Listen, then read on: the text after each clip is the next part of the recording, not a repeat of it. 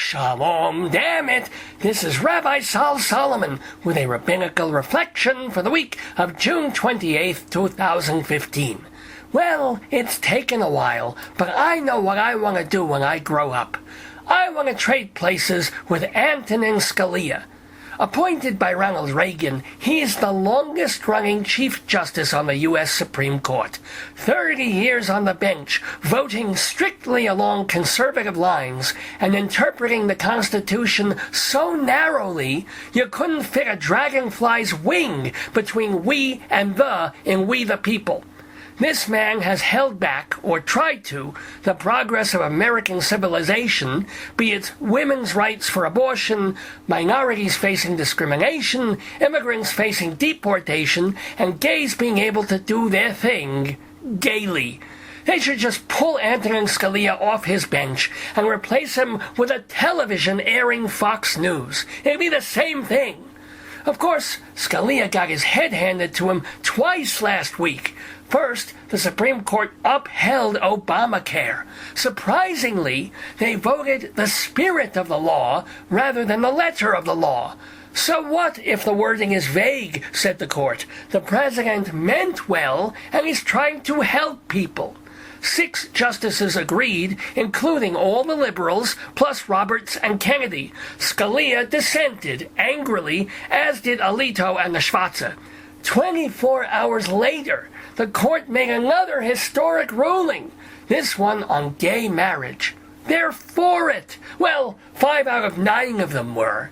Amazing how this court had more consensus on a twisted insurance law than they did on 2 people wanting to tie the knot. John Roberts was the stick in the mud this time.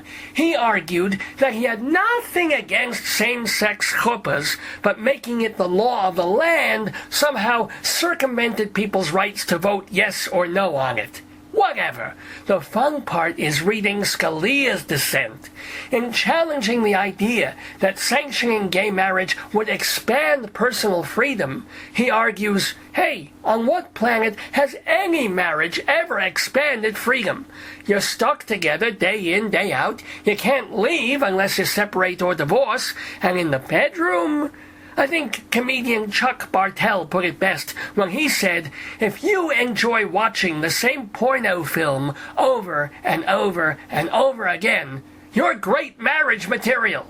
So Scalia has a point when he writes, quote, one would think freedom of intimacy is abridged rather than expanded by marriage. Ask the nearest hippie, unquote.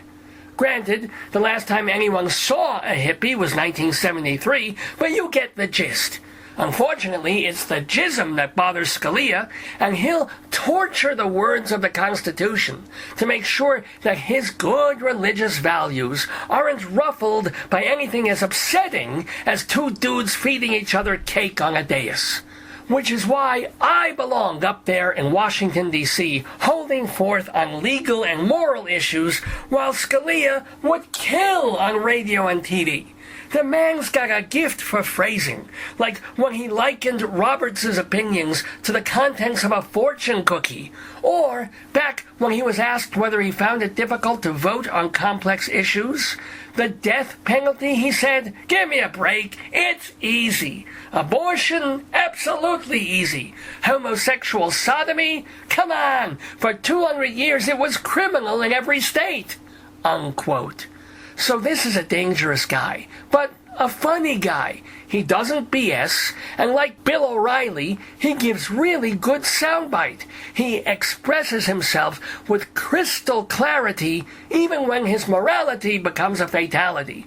So he'd be terrific doing these mini-sermons, my amusing Robert Fulgumian ruminations.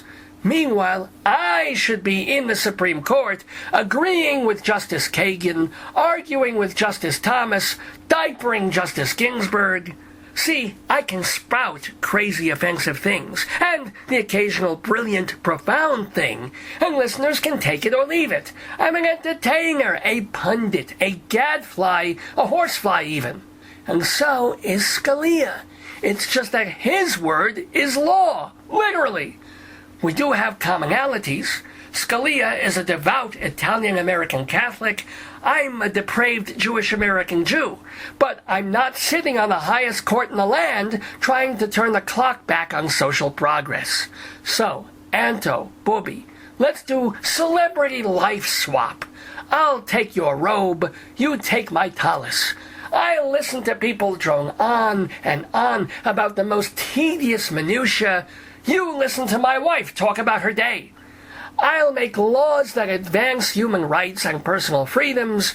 You get on the radio once a week and tell prostate jokes. What do you say? I've even come up with your catchphrase.